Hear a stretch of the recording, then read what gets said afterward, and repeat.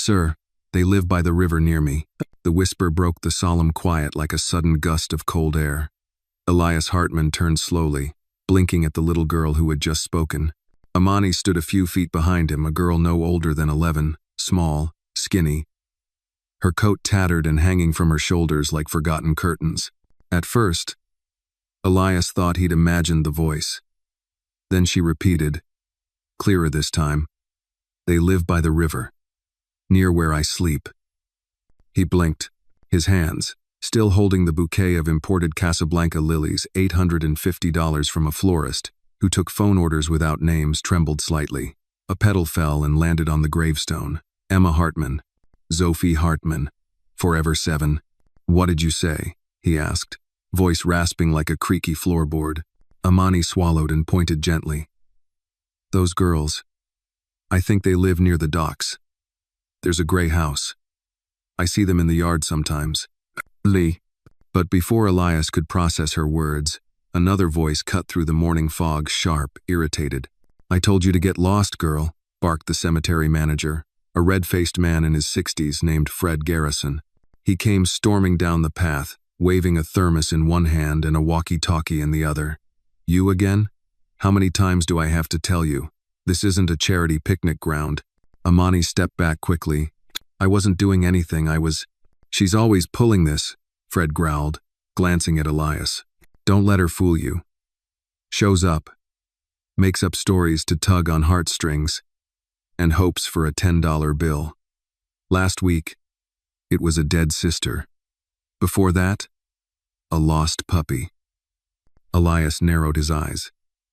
"She just said she saw—" "She lies, Mr. Hartman," Fred interrupted, suddenly adopting a deferential tone now that he realized who he was talking to. "These street kids? They know who you are. You show up every Saturday like clockwork. Word gets around. They think you're a soft touch." Amani turned pale. "I'm not lying, I swear. I saw them. The girls, they were playing in the yard, and one of them said her name was—" "That's enough," Fred snapped, stepping toward her. "I'm telling the truth," Amani cried, eyes wide. "I read their names on the stones. Emma and Sophie, that's what the lady called them." Fred lunged forward, trying to grab her arm. "You little liar." "Wait," Elias said, raising a hand, but it was too late. Amani stumbled backward, tripping on a broken stone edge. She hit the ground hard, her elbow scraping against the gravel. She let out a yelp, and Elias stepped forward instinctively. "That's enough," Elias said again, this time with authority. Fred froze mid-motion. "She's just a child," Elias added. Fred snorted. "A con artist, more like." "You want me to call the cops?" "No," Elias said coldly. He turned to Amani, who was now sitting on the ground, tears in her eyes, clutching her scraped elbow. "You okay?" he asked. She nodded quickly. "It's not deep." Elias reached into his coat, pulled out a clean handkerchief, and handed it to her. She took it with a shaky hand. He turned to Fred. "You can go. I'll handle this." Fred didn't move. "Mr. Hartman, I really advise against—" "I said I'll handle it." "Oh." After a long pause, Fred muttered something under his breath and walked off, his boots crunching angrily over the gravel path. Elias knelt beside Amani. "You said you saw them? You're sure?" Amani sniffled, wiped her nose. "I live near the river, behind the warehouse. There's a gray house with a red door. I sleep behind the dumpsters sometimes. Safer there than the shelters. I see them through the fence. They always hold hands.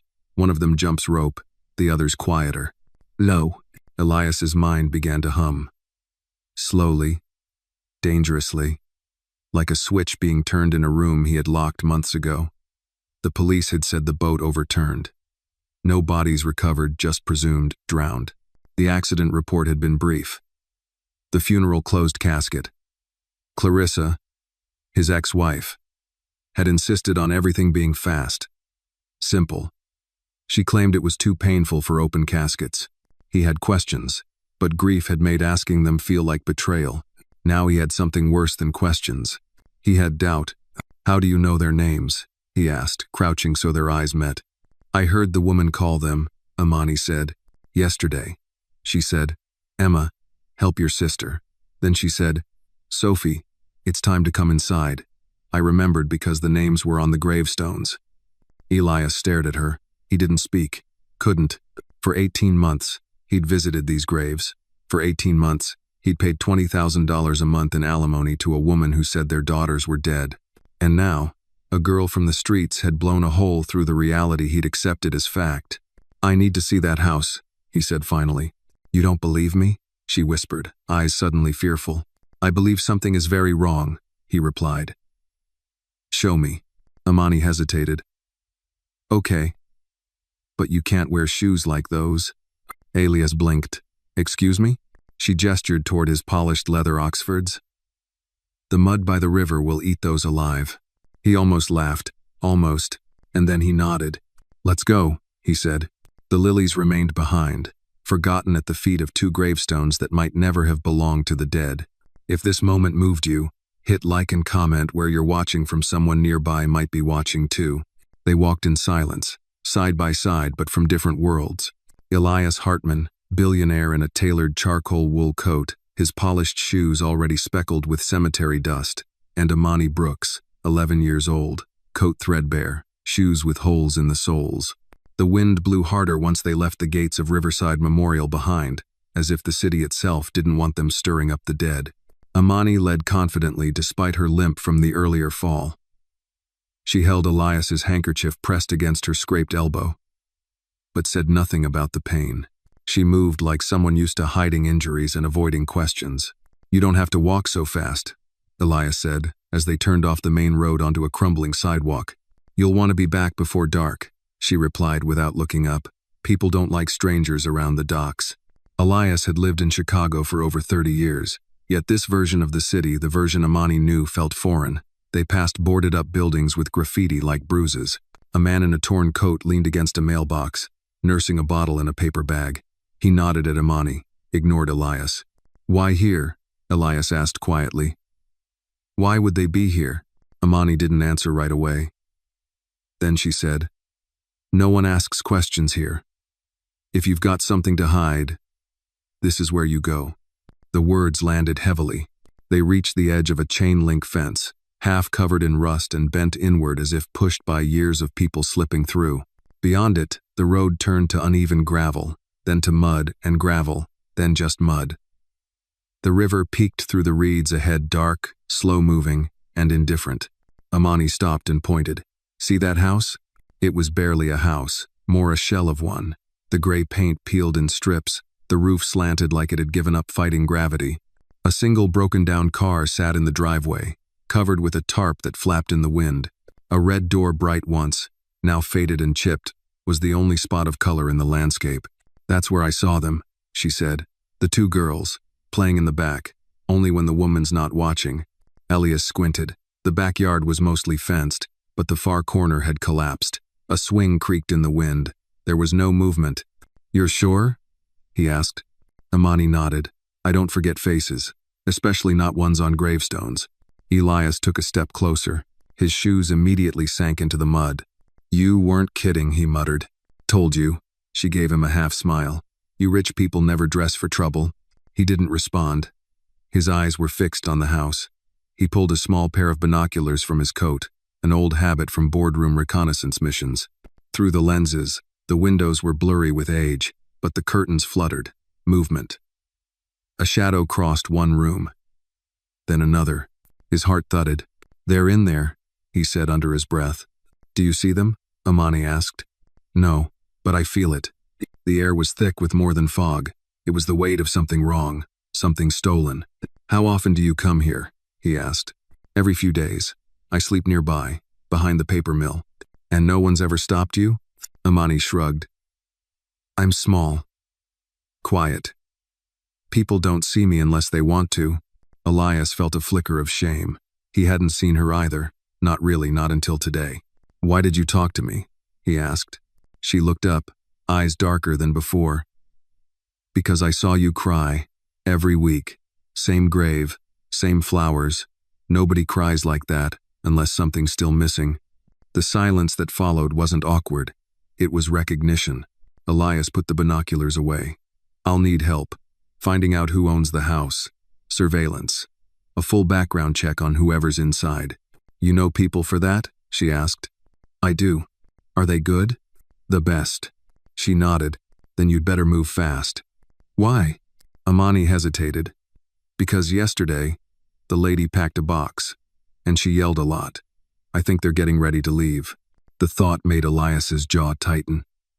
He had no plan yet. No evidence.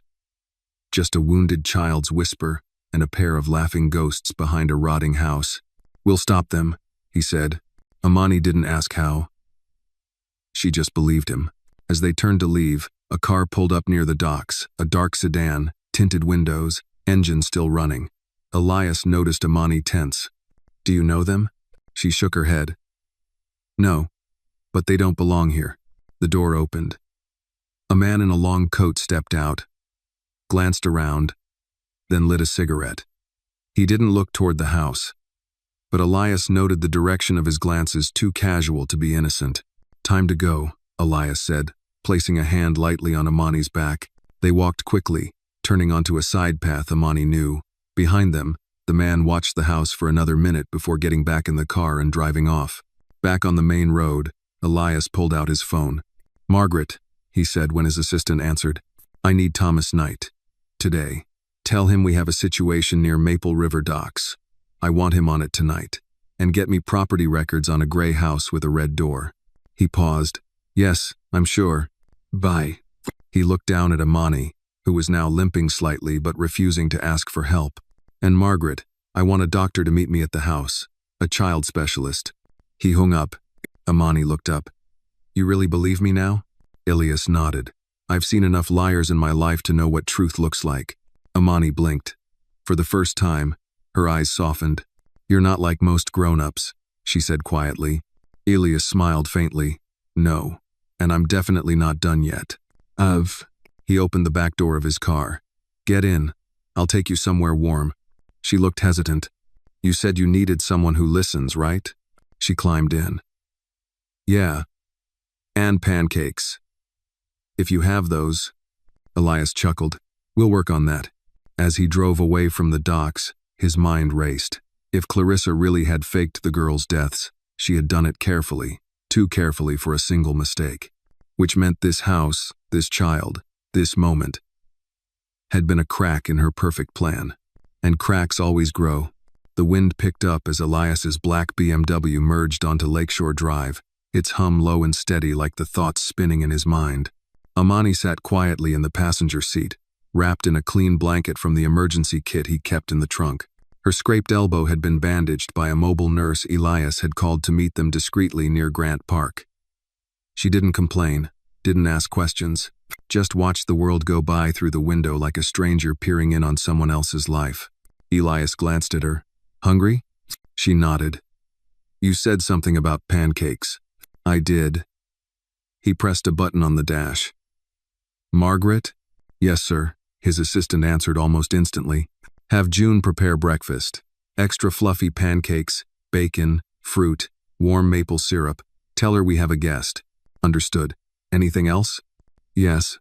I want everything Thomas Knight can dig up on the property at 1837 Dockside Avenue. Gray house, red door. I want ownership, history, surveillance options, utility records, any unusual activity within the last 2 years. Already in progress. Good. Keep it quiet. He hung up. The city glittered beyond the windshield, silver and gold reflections dancing across the surface of Lake Michigan. But Elias's eyes were dark, focused. One wrong move, and Clarissa would vanish. Again, they arrived at the Hartman estate in Wilmette Gates, opening like jaws into the vast, manicured world of privilege Amani had never stepped foot in before. Her eyes widened slightly as they passed the circular driveway, the winter garden, the wraparound porch glowing with soft amber light. Whoa, she whispered. You're safe here, Elias said, pulling into the garage. No one's going to bother you. Amani didn't move until he opened the door for her. Is this really your house? For now, but I don't spend much time here. Why not? He paused. Too many memories. Inside, June, the live-in housekeeper who had been with the Hartmans for over a decade, greeted them with a surprised smile. She was in her late 60s, wore a pressed apron, and smelled of lavender and oatmeal. "Oh dear," she said gently, looking at Amani.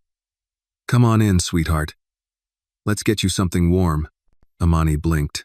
She wasn't used to being spoken to like that. June leaned in. "You like whipped cream on your pancakes?" Amani gave a tiny nod. Elias watched the exchange, something stirring in his chest. For months he had wandered this house like a shadow, haunted by silence and stale memories. Now, the sound of a child's soft footsteps on the hardwood floor felt like sunlight through a boarded window. While Amani ate, Elias stepped into his study and locked the door behind him. The screens lit up 4 monitors stacked on the wall. Margaret had already forwarded Knight's preliminary report. He read quickly. The house on Dockside had been bought under a shell company. The LLC led back to an address once associated with Clarissa's former assistant, long since relocated. No tax payments for over a year.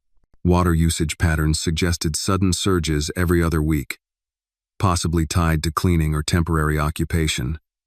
No registered school enrollments for minors. No social media activity. It was a dead zone, except for the 2 girls in the yard. He picked up the phone and called Knight. "Got eyes on the house yet?"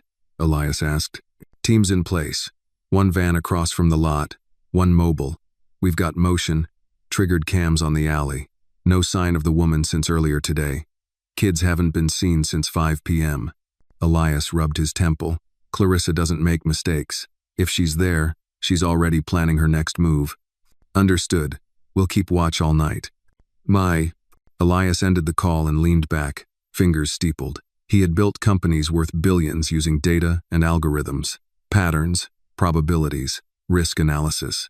And now his most valuable asset, his children, had been written off by the world, hidden like secrets behind a red door by the one person he had once trusted most. He opened a drawer and pulled out an old photo.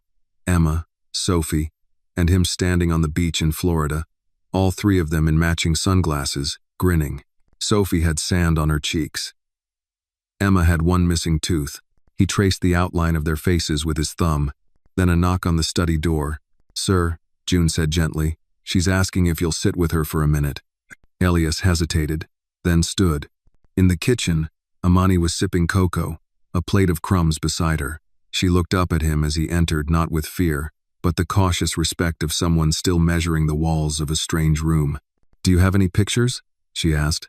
Elias blinked. "Of what?" "Your daughters, so I can be sure. About the girls I saw." He nodded slowly, went to the bookshelf, pulled down a leather album. Amani turned the pages carefully, and then she froze. "That's them," she whispered. "Same faces. Their hair's longer now, but that's them." Elias leaned closer. "Are you sure?" "I'm sure. I saw them last night." She tapped the page. Emma in a pink jacket, Sophie in a polka dot dress, holding hands. "That's how they always walk," she said, "like one doesn't know how to breathe without the other." Elias sat down slowly, all the air rushing from his lungs. "Do you think," Amani asked hesitantly, "that maybe they're scared? That maybe they don't know they're missing?" Elias's jaw tightened. "If Clarissa told them I was gone, if she said I abandoned them, they wouldn't look for me." "That's what I thought," Amani whispered. "The little one, Sophie? She doesn't smile as much." The room went still. He reached over and closed the album. "You said they might leave soon," he said. "If she senses she's being watched, she'll run." "I can keep watch too," Amani offered. "I know the shadows better than most." Elias gave her a long look. "You shouldn't have to." She shrugged. "Sometimes, the world doesn't care what you should have to do." Elias almost smiled. "You sound older than you are. I had to grow fast." "Oh." A silence stretched between them. Not empty, but full of understanding, of unspoken pain. "I'm going to bring them home," he said, almost to himself. Amani nodded. "I know." And for the first time in a long while, Elias Hartman believed that maybe, just maybe, he wasn't alone in this fight. At 3 a.m., the street near Dockside Avenue was cloaked in the kind of darkness only the river could breed. Not city dark, with glowing billboards and neon glints off windows. This was bone dark, shadow thick, muffled by cold mist rising off the water.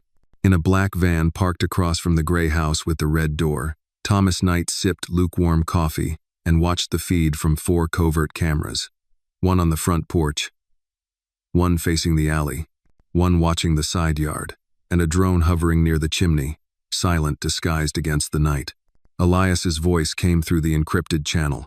"Anything?" "Nothing since 9:43 p.m., Knight replied. "The woman Clarissa, we're assuming, stepped out to dump trash. Kids haven't been visible since dusk. She's keeping them locked in," Elias muttered. He was back at his estate, seated in the study, 3 screens in front of him, all showing different angles of the house. "She knows," Knight said. "Not for sure, but she senses something. She's nervous." She double-checked the gate, triple, locked the back door. "Lights off before 10. She's preparing to disappear," Elias said. "Yeah, and with kids, that means a new identity, a new state, maybe even out of the country."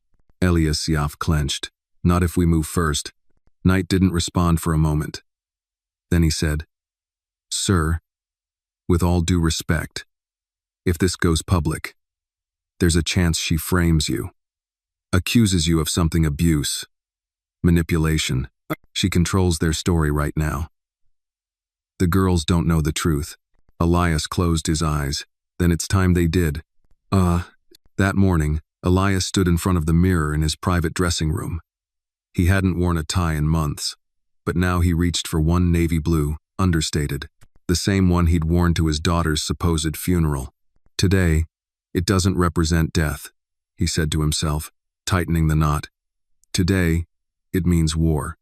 Downstairs, June was setting the breakfast table for 2. Amani was already up, hair combed, wearing a donated hoodie and jeans.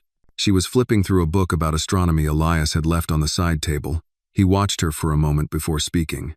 "I have to go out for a few hours." Amani looked up. "To the house?" "No, first to my lawyer, then the police." She frowned. "You trust the cops?" "No, that's why I'm bringing my own." Elias picked up a thick manila folder. Inside were affidavits, financial records, surveillance images, and an analysis of the altered death certificates Clarissa had submitted 18 months ago. Forged, according to a forensic document examiner Knight had hired. "She's not going to get away with it," he said. Amani hesitated. "Do you think they'll remember you?" The question hit him harder than expected. "I don't know," he admitted, "but I'm not giving them a choice." At precisely 9 a.m., Elias walked into the glass-paneled office of Marcus Bell, one of Chicago's most seasoned family law attorneys. Bell was in his 70s, crisp in a charcoal suit, sipping black coffee with the same intensity he used to cross-examine witnesses. "Elias," he said, standing to shake hands, "you look like a man ready to raise hell." "That's the goal." Bell motioned to the folder. "This everything?" "For now. There's more coming." Bell flipped through the documents, eyebrows rising as he scanned. "If this all checks out, and it will, you're looking at multiple felony charges. Fraud, custodial interference, possibly kidnapping. I want full custody reinstated immediately," Elias said. "Emergency injunction, no visitation, no negotiation." Bell nodded. "We can file today." "And the police?" Bell smiled coldly. "We'll let them know once the order's approved. With this much evidence, no judge in Cook County will deny us." Elias exhaled. "Then let's start." By noon, the paperwork was filed. The courts moved faster than expected emergency hearings often did when names like Hartman were involved. By 1:30 p.m., Elias had a signed order. Emma and Sophie Hartman were to be returned immediately to their father's custody. All he needed now was timing. Knight's voice came through the earpiece. "She's packing." "No." Elias, now back in the SUV, gripped the wheel. "Packing what?" "2 suitcases. One small, one medium. Kids' clothes. Looks like. Diapers probably for disguise." She made a phone call to someone named Nico. Accent Caribbean. Maybe Dominican. "He's on the way." Elias' stomach dropped. "Toyota?" "Could be." "Ada?" 40 minutes. Elias slammed the accelerator. When he arrived near the docks, he didn't pull up to the front.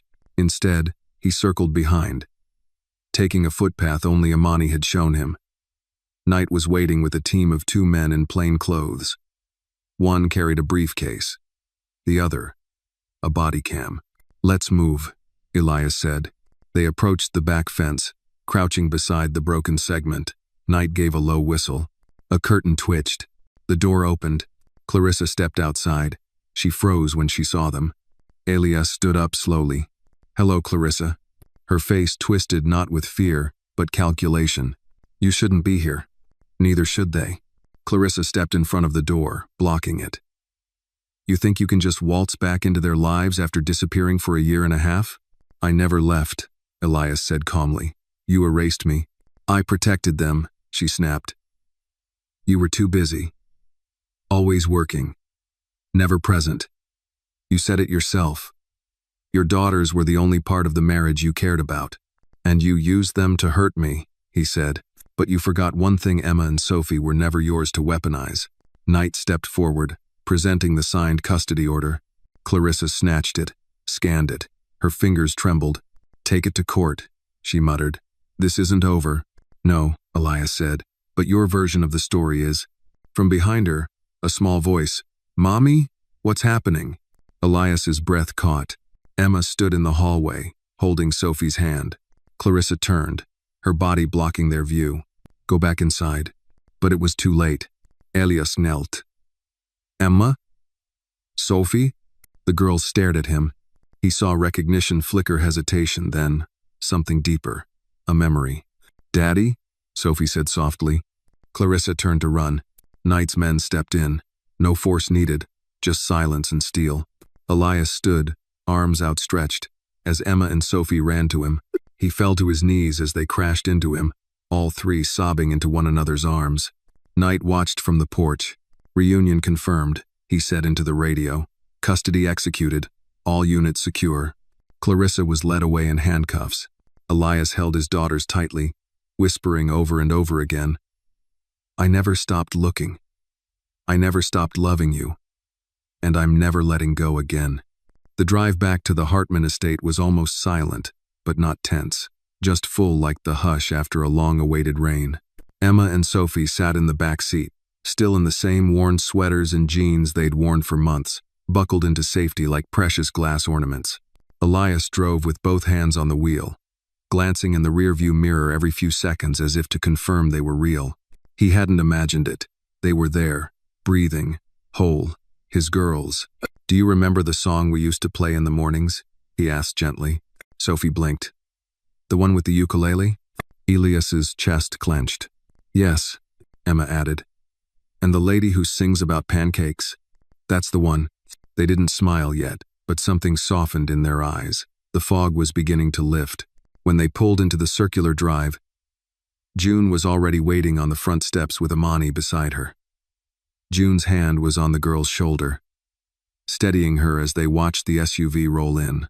The front porch light was on, though it was still daylight, a subtle sign Elias hadn't seen in a long time.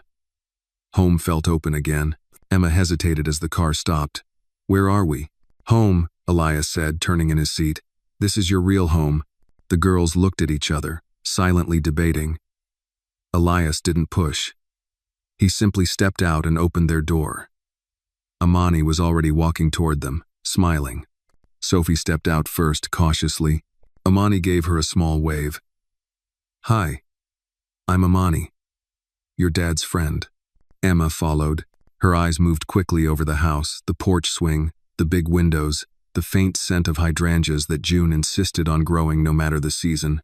Inside, Elias knelt beside them in the entryway. "Things might feel strange for a little while. That's okay.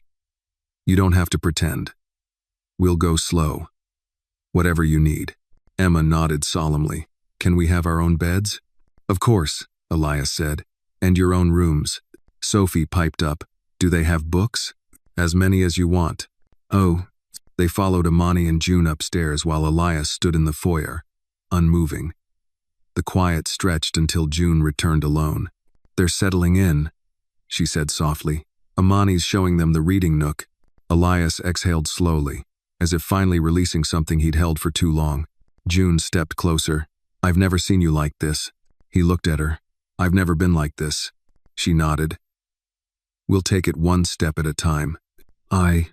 That evening, Elias sat in his study as Knight debriefed him over a secure call. Clarissa's being held without bail, Knight said. Charges filed. Child abduction. Custodial interference. Document fraud. The DA's office is moving quickly. Elias leaned back in his chair. She'll try to spin this. Victim narrative. Manipulation. She'll fail, Knight replied. We've got testimony from 2 doctors who confirmed she faked the grief, staged the accident. Financial records. Witnesses. And now, the girls. Elias didn't respond right away. They've been lied to for over a year. You've got time now, Knight said. And you've already won the part that matters. When the call ended, Elias sat alone. He reached into his desk drawer, pulled out the worn leather album again, and flipped to the photo he'd shown Amani. 3 smiling faces on a beach, sunlight, sand, and nothing but future. Now, the future looked different, not easy, but possible. A quiet knock interrupted his thoughts. It was Sophie. She stood in the doorway, in an oversized pajama top, her hair still damp from a warm bath. Can I come in? She asked. Elia smiled. Always. She crossed the room slowly, climbed into the big leather chair across from him, knees tucked under. Mom said you didn't want us anymore, she said matter-of-factly. His heart cracked. That's not true. She said you were too busy, that you forgot. I never forgot, he said, voice tight. She told you lies because she didn't want to lose control. Sophie looked at him, studying his face like it was a new language. I don't remember your laugh. That one cut deep. He nodded. Then I guess we'll just have to make new memories. She stared a moment longer. Okay. And then she did something that made Elias's hands tremble. She stood up, crossed the space, and climbed into his lap the way she used to. I'm tired, she whispered. He wrapped his arms around her and pressed his cheek to her hair. So am I. Upstairs, Emma was curled next to Amani on the floor of the reading nook, a flashlight between them. Was it scary? She asked. What? When you told him? Amani thought for a moment. A little, but it was scarier not telling him, knowing the truth and keeping it inside. Emma nodded. You're brave. Amani smiled. Sometimes, but mostly, I just knew it wasn't right. Emma's voice dropped to a whisper. I think I knew too. That something was wrong. But I didn't know how to ask. You asked now, Amani said. Emma turned the flashlight off. In the quiet, she said, maybe this is the real beginning. And downstairs, Elias, with Sophie still asleep against his chest, looked out the window at the long driveway. For the first time in 18 months, there were no ghosts staring back at him, only the future. Elias Hartman woke early the next morning, not to the sound of alarms or conference calls, but to something far more foreign. Peace. The house was still. No clicking heels of Clarissa pacing the hallways. No humming air purifiers meant to fill silence with white noise. Just the soft rhythm of a home breathing again. Down the hall, he could hear June humming a low, comforting sound as she prepared breakfast. The scent of scrambled eggs, bacon, and warm maple syrup drifted in. Somewhere in the distance, the old grandfather clock chimed 7. Elias stepped into the hallway in a cotton robe, bare feet padding on the hardwood floor. He paused by the closed door to Sophie's room, his hand hovering just over the doorknob. Then he turned to the room across the hall. Emma's door was ajar. Inside, the twin bed, one of the few pieces that remained untouched since the funeral, now had a small figure nestled beneath a floral quilt. Emma's blonde curls spilled over the pillow. Amani lay beside her, still asleep, one arm slung protectively over her. Elias watched them for a moment. He didn't speak, didn't dare break it. This was what recovery looked like. Not dramatic, not loud, just breathing, stillness, trust, rebuilt one soft morning at a time. Downstairs, he poured himself a cup of coffee and sat in the sunroom facing the garden. The hydrangeas had bloomed again, despite the frost. June believed in tending things that seemed too delicate for the world. His phone buzzed. Knight, Elias answered. She's flipped, Knight said without preamble. Elias blinked. Clarissa? Her lawyer contacted us this morning. She wants to negotiate. Claims she acted under pressure. Blames her financial advisor.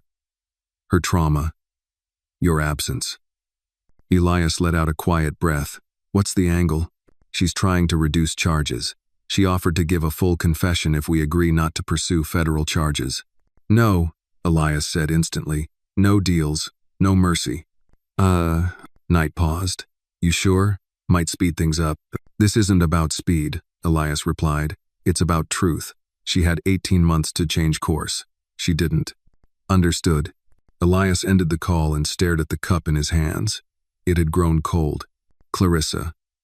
Always one step ahead until she wasn't. She had built her own house of lies, brick by brick. But now, every piece was crumbling, and she wanted shelter. Not anymore. A soft voice pulled him from his thoughts. Is it okay if I sit with you? He turned.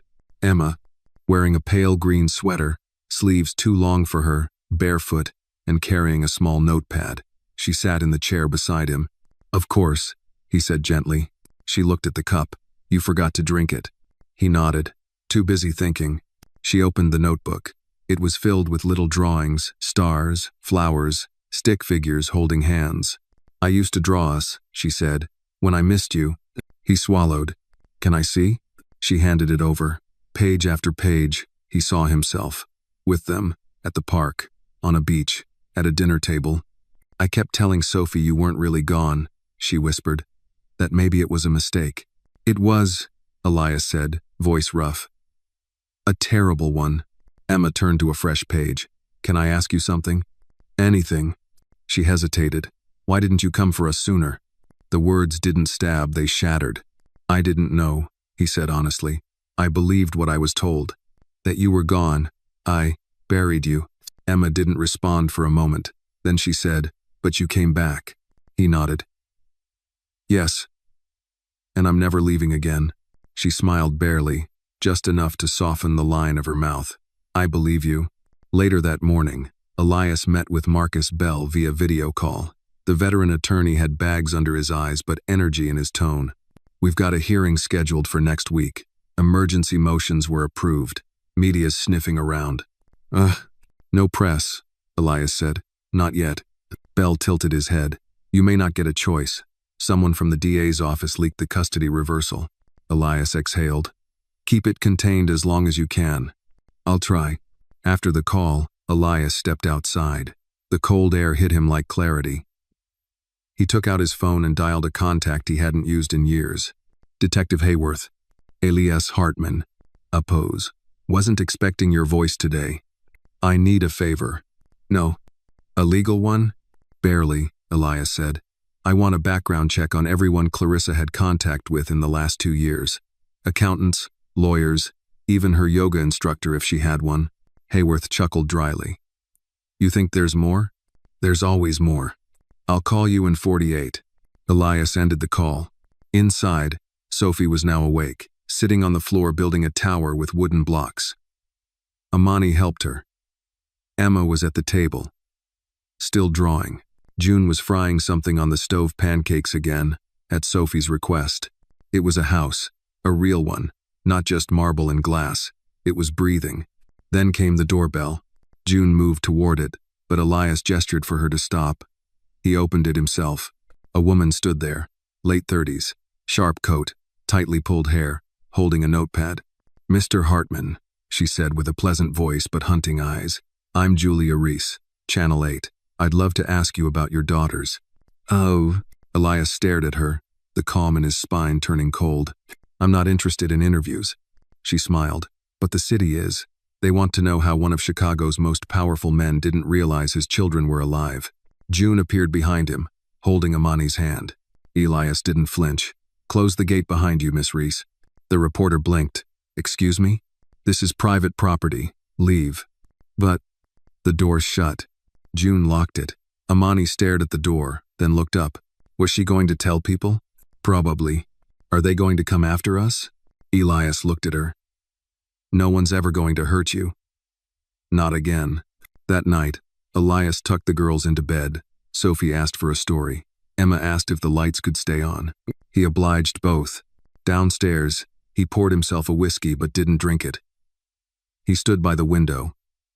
watching shadows stretch across the lawn. Clarissa was gone, but the storm was only beginning. The next morning arrived wrapped in gold.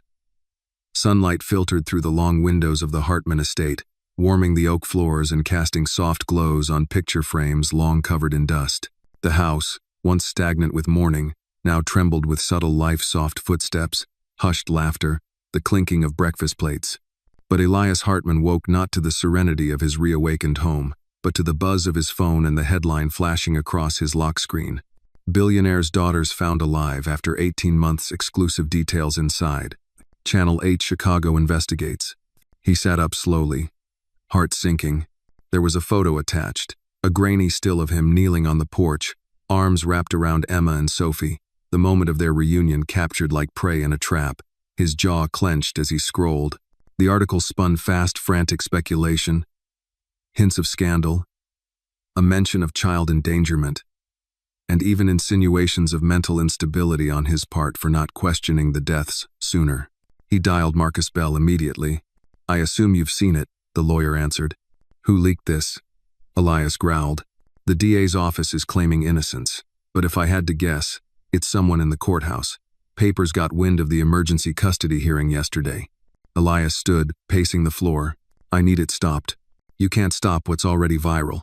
Channel 8 aired the segment 3 hours ago. Social media's running wild. Reddit threads. Hashtag campaigns. People demanding answers. He swore under his breath. "What about the girls? They're not named, not directly, but it's only a matter of time before the media connects the dots." Elias ran a hand through his hair. "Do we have grounds for legal action?" "We're exploring that," Bell said. "But here's the bigger concern. Clarissa's lawyer is using this attention to play the victim. Publicly, she's claiming she faked their deaths to protect them from an abusive father." Elias stopped cold. "She what?" Bell's tone darkened. They released a pre-recorded video. Clarissa sitting in a detention cell, looking like a martyr. She says she did what she had to do to protect her daughters from a dangerous man blinded by grief and ego. The silence on the line thickened. Elias didn't respond for a moment. Then, "Get me a press advisor. Today. Someone experienced, someone ruthless. I've already got someone in mind." Elias hung up and stared at the photo again. His face twisted with raw emotion in the arms of his children, now framed as evidence of guilt. A father exposed. A man made vulnerable. In the hallway, Amani was crouched beside Sophie, helping her tie her shoelaces. Emma sat nearby, reading aloud from a picture book. They looked like they belonged, like the walls finally recognized the people within them. But that peace was now under siege. Later that day, Elias stood in front of the living room fireplace, now cold and unused. Across from him sat Danielle Mercer, media strategist to some of the most scandal-ridden political figures of the last decade. Petite, composed, and wearing a navy pantsuit sharp enough to cut stone, she studied Elias like a puzzle. "You're not going to win this by staying quiet," she said. "Not anymore. I don't want my daughters in the spotlight." Elias replied. "You don't have that luxury," she said. "The narrative is already moving without you. If you don't steer it, Clarissa's version becomes gospel. Alias salad. I'll give a statement. No cameras. No interviews. I can work with that. But we'll need visuals. Controlled visuals. Family. Redemption. Safety. They're still healing. Then show them healing." "Ma." Elias walked to the window. "How do you fight lies this big?" "Simple," Danielle said, standing. "You drown them in truth." By late afternoon, a team of legal aides and security consultants arrived. The estate's perimeter was tightened. Press was kept back by temporary barriers. Knight updated the surveillance setup. "Clarissa's lawyer is pushing for televised hearings," Knight said. "They're trying to turn this into a media trial." "She wants sympathy," Elias said. "She's getting it from the wrong people. Online, she's being painted as a mother cornered by wealth and power." Elias turned toward the stairs. "I won't let them grow up under that shadow." Knight nodded. "Then we get ahead of it." That evening, Elias sat with the girls in the library. Amani sat nearby, flipping through a sketchbook. June brought tea, small butter cookies, and slices of pear. Outside, camera lights flickered like lightning through the trees. "Why are there people outside with big lenses?" Emma asked. Elias looked at her. Because they don't understand what happened. They want to guess. And they think pictures will tell the truth. Sophie frowned. But we know the truth. He smiled gently. That's all that matters. But sometimes the world needs reminding. Amani leaned in. You want me to tell them? Elias raised a brow. Tell who? The reporters. I could say what I saw. You already did, he said softly.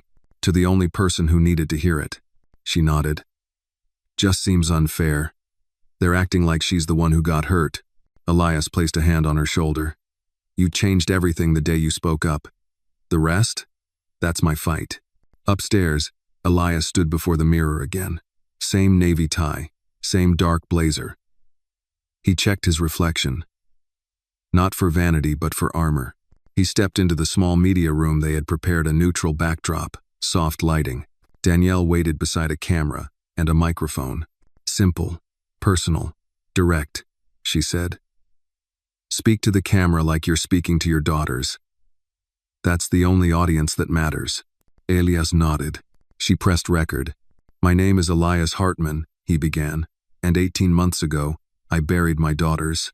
He paused, steadying his voice. But they weren't gone. They were stolen. Not by strangers, by someone I once trusted. He spoke for 6 minutes. About grief, about disbelief, about the first whisper from a little girl who saw what no one else did, about love so constant it refused to die. At the end, he said, the truth is painful, but it's sacred, and for Emma and Sophie, I will protect that truth with everything I have, not just as their father but as a man who almost lost everything because he chose silence. He looked into the lens, and I will never be silent again. The video statement went live the next morning at 8 a.m., sharp. Danielle's team scheduled it to premiere across Elias's official social channels and selected outlets with syndication rights. Within an hour, it had over 200,000 views. By noon, it passed 1 million. By sunset, it had rewritten the public narrative. The comments rolled in fast and loud. You can see the grief in his face. This man was broken. She manipulated everyone. The girls, the courts, even him. He didn't cry for attention. He cried for his daughters. Nah. And just like that, the tide turned. Clarissa's video, once a weapon of sympathy, was now dissected frame by online sleuths and morning show hosts. A hand gesture here. A smirk there. She wasn't a mother anymore in the eyes of the public. She was a manipulator, a performer, a woman who faked a tragedy for financial gain. Elias didn't read the comments. He focused on what mattered. That morning, he joined Emma and Sophie for breakfast. Pancakes again, now tradition. Amani insisted on whipping the cream herself. Sophie poured the syrup with precision, as if reclaiming every inch of control she'd once lost. Are we going back to school? Emma asked between bites. Elias smiled. Eventually. But first, you'll meet with Dr. Mitchell. She's a child therapist. She'll help you talk about things that might be hard to say. Sophie tilted her head. Will she make us talk about Mommy? No one will make you talk about anything, Elias said gently. But if you want to, she'll listen. Amani raised her hand, playful. Can I go too? Maybe I need therapy after living in a tent next to raccoons. They all laughed. Even June, who stood by with her ever-ready teapot. For a moment, Elias let himself exhale. Healing was slow, but it was happening. At noon, Danielle stormed into the study, tablet in hand. You need to see this. Elias looked up from the stack of affidavits he'd been reviewing. What now? She filed an emergency appeal. Clarissa. Of course. On what grounds? Danielle scrolled. Emotional duress. Claims the reunion was staged under coercion. Her lawyer says the girls were brainwashed against her. Elias stood, fists tightening at his sides. They're escalating, Danielle said.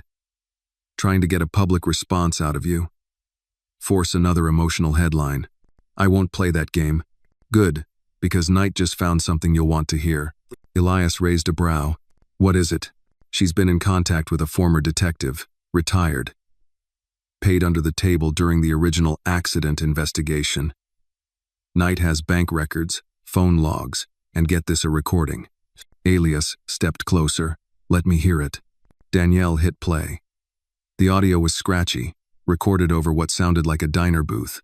Clarissa, he won't ask questions. I know him. He'll grieve. He'll disappear. Just make the paperwork clean. Man's voice. Death certs are hard to fake. That's jail time. Clarissa, not if no one checks. Just give me what I need. The silence that followed was electric. Danielle spoke first. This is your hammer. Elias nodded slowly. We'll use it. In court. Danielle hesitated. Or sooner. He turned to her. You want to leak it? Better to drop it ourselves than have it surface from the wrong source. Show people who she really is before she spins again. Elias considered. Not yet. Let her hang herself with her next move. Then, we bury her. That evening, night arrived with printed transcripts and photographs taken during Clarissa's secret meetings, dim diners, off-the-grid motels, places only people with something to hide used. He also carried 2 copies of a pre-indictment brief, freshly filed. Federal investigators are circling, he said, placing the documents on Elias's desk. The feds are considering additional charges: wire fraud, obstruction of justice, conspiracy. Elias nodded. Good. She thought she could use my grief as a cover. Now she'll watch it dismantle her. Knight gave a dry smile. She underestimated a man who's already walked through fire. At bedtime, Elias found Sophie waiting outside his door, holding a worn plush rabbit. Can you read to us tonight? She asked. Elias blinked. Of course. They climbed into Emma's bed, 3 of them this time, Amani curled up at the end like a cat. Elias opened Goodnight Moon, his voice steady, familiar. As he read, he watched the tension leave his daughters' faces, watched Sophie lean into her sister, watched Emma's eyelids flutter with sleep. When the final line came, he whispered it. Good night, stars. Good night, air. Good night, noises everywhere. He closed the book and stayed there long after they were asleep, the warm weight of their presence like gravity around his heart. Outside, the cameras flashed at the gates, but inside, for the first time in 18 months, Elias Hartman finally knew what it felt like to come home. 2 days after the statement went live, Elias stood in the marble hallway outside the Cook County Family Courthouse. The air was heavy with the static buzz of media tension, and just beyond the barricades, dozens of cameras waited, poised like vultures circling wounded truth. Danielle was beside him, tablet in hand, earbuds dangling from her collar like tools of war. She was dressed in a fitted black suit, lips pressed into a thin line of calculation. Once we walk in, she said without turning, the narrative is no longer yours alone, but it's still yours to steer. Elias nodded, but his eyes were locked on the entrance doors, already parted for the defense team. Clarissa entered with her lawyer, Elliot Granger, slick-haired and cold-eyed. She wore gray again, always gray, like she thought it would make her look less guilty, more misunderstood. But no drape of fabric could dull the sharpness of her features or the steel beneath her smile. The crowd whispered. A few even gasped. The press had frothed into a frenzy after Danielle strategically released a 10-second clip of Clarissa's recorded conversation. It hadn't revealed everything, but it had cracked her facade wide enough for people to begin questioning her sainthood. Elias straightened his cuffs. Let's go. Inside the courtroom, the girls were not present. By court order, they were spared from the hearing unless summoned. Elias had fought hard for that. He wanted them protected not as pawns, but as children. Real children, not characters in their mother's performance. Judge Alina Markham presided, stern, silver-haired, and famously allergic to theatrics. She called the session to order with a single rap of the gavel.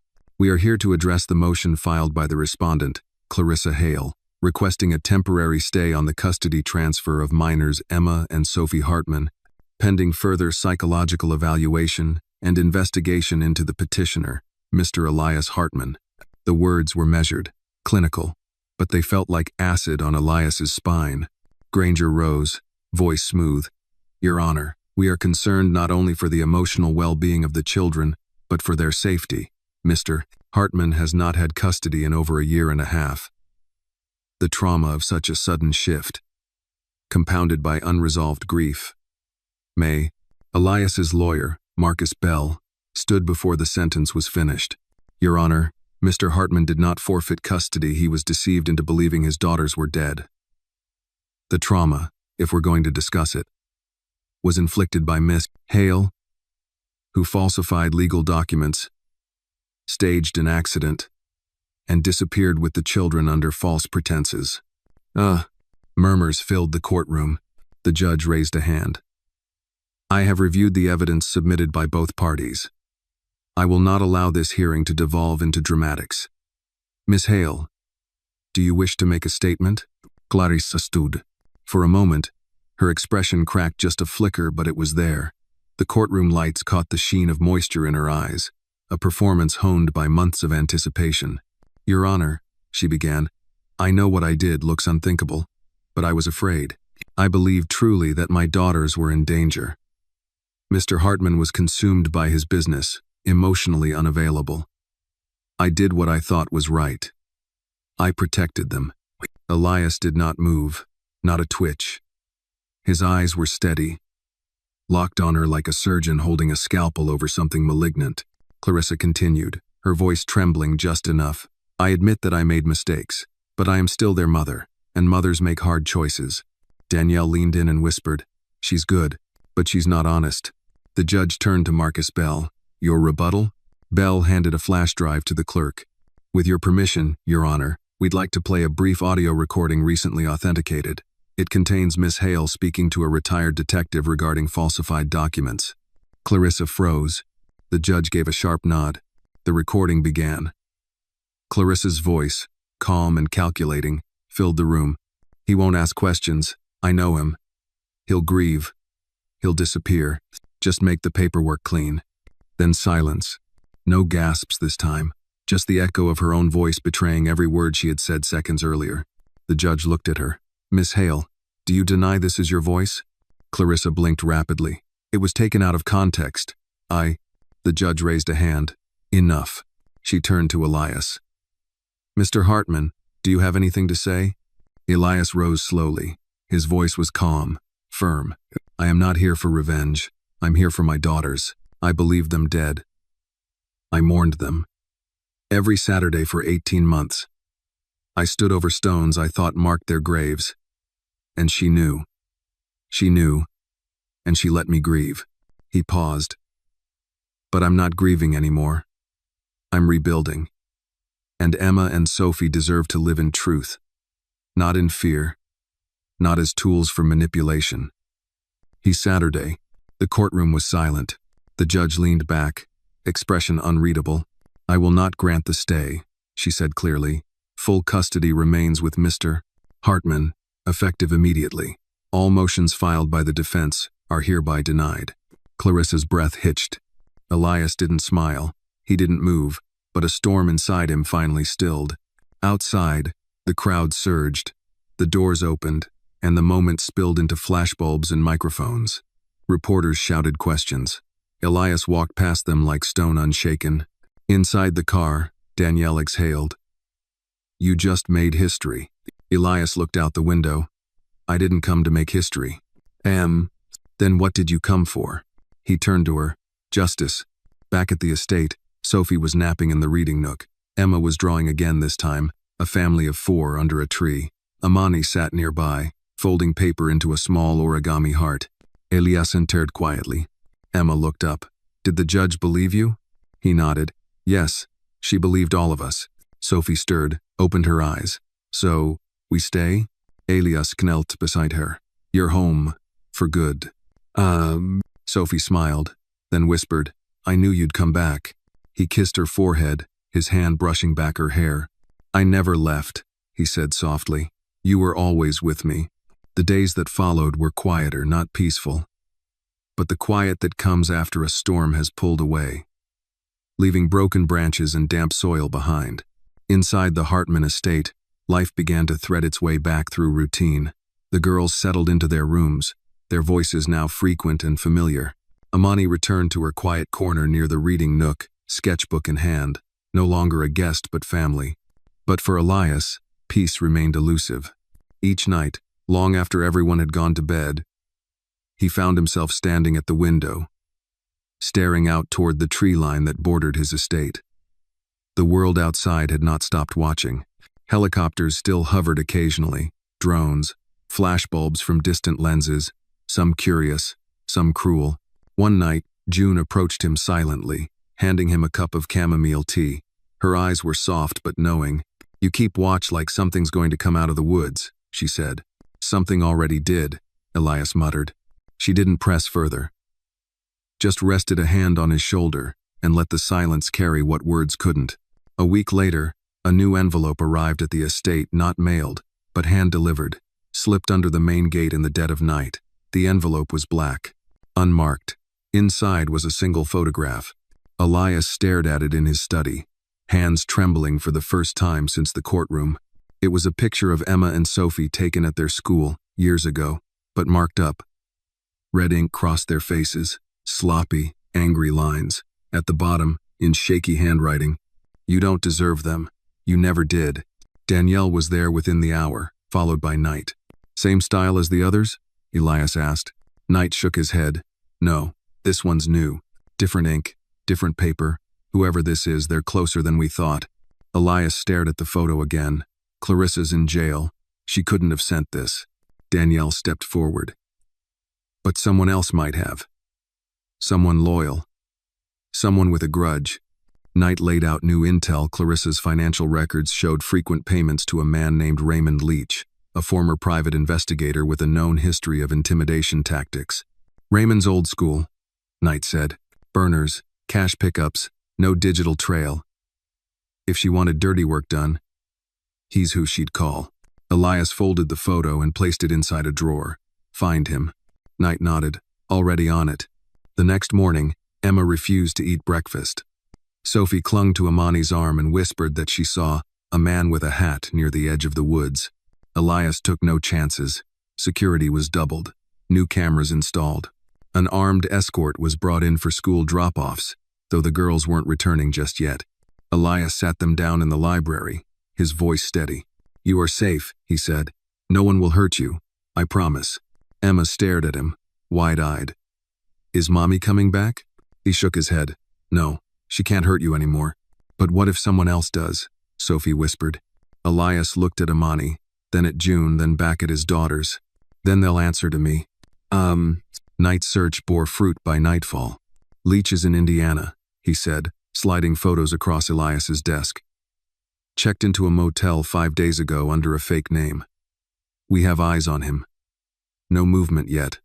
"Any contact?" Elias asked. "Not yet, but he's not alone. He's been seen meeting with someone tall, female, brown hair. No ID yet." Danielle frowned. "You think Clarissa had a backup plan?" Knight nodded. "Looks like she never planned to keep the girls forever. She was setting something else in motion, maybe to take them back, or destroy you in another way." Elias leaned back. "So we're still in the war." "We always were," Knight replied. That night, Elias walked the perimeter of the estate with Knight, both men silent until they reached the back garden, the place where Elias had once planted a tree for each daughter. The saplings were now taller, stronger. Knight spoke first. "You know this could escalate." Elias nodded. "It already has. Most men would have disappeared by now, taken the settlement, left the country, let it all go." "I'm not most men," Elias said. "I buried them once.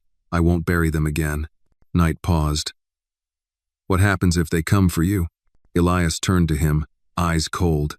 "Then I hope they bring more than ink and photos." Inside, Amani stood at the girls' doorway, watching them sleep. Emma's hand was curled around her drawing pad, and Sophie's face was pressed against the shoulder of her favorite stuffed rabbit. Amani whispered to June behind her, "Do you think he's scared?" June replied, "He's terrified, but not for himself. That's what makes him dangerous." The next morning, Elias received a text. "UNK known. You think you've won, but I still have pieces on the board. Your move, Hartman." There was no number, just the words, but they weren't a bluff, not this time. Outside the estate, another black envelope had appeared. Inside was a photo of the estate's side gate, taken from within the grounds. Whoever was coming, they were already inside. Elias Hartman stood in the middle of his private security room, every monitor around him showing a different angle of his estate driveways, stairwells, rooftops, and gardens. But none of them showed the moment that photo had been taken. The one slipped into the black envelope, the one that confirmed a terrifying truth. The threat was no longer at the gate. It had stepped inside. Night zoomed in on a feed from 2 nights prior, 2:43 a.m., a shadow moving along the east hedge. No face, just a silhouette, oddly confident, slipping between motion sensors and camera blind spots like someone who knew the estate better than they should. "How many exits?" Elias asked, voice clipped. 6 gated, 2 service doors, 1 emergency stairwell that opens onto the south garden, Knight replied, typing rapidly. "And how many people know about the blind spots in surveillance?" Knight looked up. "Less than 10, including myself." Elias's jaw locked. "Check them. All of them. Backgrounds. Financials. Call logs. Anyone with access to this house goes under the microscope." Knight nodded. Danielle entered the room seconds later, her phone in hand. "We have a problem." Elias turned to her. "Someone leaked the text message you got, the one from the anonymous number. It's all over Twitter. They're calling it the Hartman Countdown." Elias's eyes darkened. "Countdown to what?" "Conspiracy theorists think it means you're going to disappear next, or that you faked the whole thing for attention." Danielle tossed the phone onto the table. "The trolls are crawling out of the woodwork." "Let them," Elias said flatly. "They don't know the storm they're dancing in." Downstairs, June gathered the girls for lunch, while Amani helped set the table. Emma was quiet, not withdrawn, just observant. She watched every movement with a sensitivity that unnerved June. "Sweetheart, what's wrong?" June asked gently. Emma shrugged. "There was a new man outside this morning. He had a red hat. He wasn't here yesterday." June stiffened. "What did he do?" "Nothing. Just looked. Like Mommy used to look when she was mad but didn't say anything." Amani's head turned sharply. "Where was he?" "By the trees, where the birdhouses are." June stood, calm but firm. "I'm going to let Mr. Hartman know. Thank you for telling me." As she turned, Sophie piped up, "Can I have a grilled cheese?" The innocence of the request, dropped like a pebble in storm water, made Amani smile despite the tension. "You can have 2. Night moved fast. Within the hour, Elias's estate was under lockdown. External gates were double secured. Motion lights were replaced with infrared-triggered beams. And the most important addition, a silent alert system installed in every room, disguised as ordinary light switches. Danielle pulled Elias aside in the study. "We need to control the public angle," she said. "This goes beyond family now. This is safety, security. If word gets out that the estate's compromised, the media will swarm, and the narrative flips again." Elias nodded. "What do you suggest?" "A decoy," she replied. "Let it slip that you've relocated the girls to a secure facility, that you're no longer on the estate. It'll buy us time." Elias crossed to the window, the same one he used to stand at in grief. Now he stood there in fire. "Do it." That night, Elias didn't sleep. He patrolled the halls himself, a pistol holstered beneath his coat. He moved like a father in the wild, silent, alert, every sound amplified. At 2:11 a.m., the emergency stairwell alarm blinked no sound, just the silent red strobe Night had programmed. Elias moved. He didn't wait for backup. Down the long back hallway, the emergency door was cracked open no more than 3 inches. The cold air seeped through like a whisper. He raised the weapon, stepped forward. A figure moved just beyond the door, slow, careful, as if placing something down. Then it fled. Elias burst through and gave chase across the grass, past the garden, heart hammering in his ears. The figure darted left, scaled the outer wall with surprising ease, and vanished into the night. Night arrived seconds later, breathless. "What did they leave?" Elias asked, already turning back. They returned to the doorway. There, placed neatly on the stone just inside the threshold, was a small jewelry box. Inside, a silver locket. He opened it. One side, a photo of Clarissa, smiling. The other, Elias, younger, from a gala years ago. Behind them, hidden in a false compartment, was a folded slip of paper. "You took everything from her. We will take everything from you." Knight knelt to inspect the box. No fingerprints. But that climb, that was trained. Elias looked into the dark trees beyond the wall. "Then they'll learn something tonight," he murmured. "I've been trained, too." The next morning, Emma found a stray rose petal in her sock drawer. Just one. She brought it to Amani. "I didn't put this here," she whispered. Did you? Amani's face drained of color. No, honey, she said softly. I didn't. Knight activated full protocol. This is no longer just about Clarissa, he said, laying out files across Elias's desk. This is about whoever's protecting her. Someone with resources, training, possibly ex-military, possibly obsessed. Elias didn't flinch. So we bring the war to them. Danielle was already dialing. We'll schedule a press conference. A carefully controlled one. It's time the public sees the whole picture. Not just your loss, but the threat you're under now. Elias nodded. Then let them see. His voice was like glass. Clear, sharp, and ready to cut. The ballroom of the Hartman Foundation had not seen this many reporters since the charity gala years ago when Elias and Clarissa had posed hand in hand for every camera, every flash. But this time, there were no diamonds, no smiles, just velvet ropes, tight security, and the weight of one man's truth. The press conference had been scheduled for noon. By 10:30, a crowd of local and national media were already buzzing outside the marble steps, shuffled through by Danielle's press team. The narrative had been building for weeks, first about the daughters, then about the mother, and now about the very real threat that surrounded them. Elias adjusted his navy tie in the mirror backstage. No cufflinks. No silk pocket square. Just a crisp white shirt, and the resolve of a man who had nothing left to hide. Danielle appeared beside him, handing over a single folded note. Last-minute edition, she said. What is it? Statement from Emma.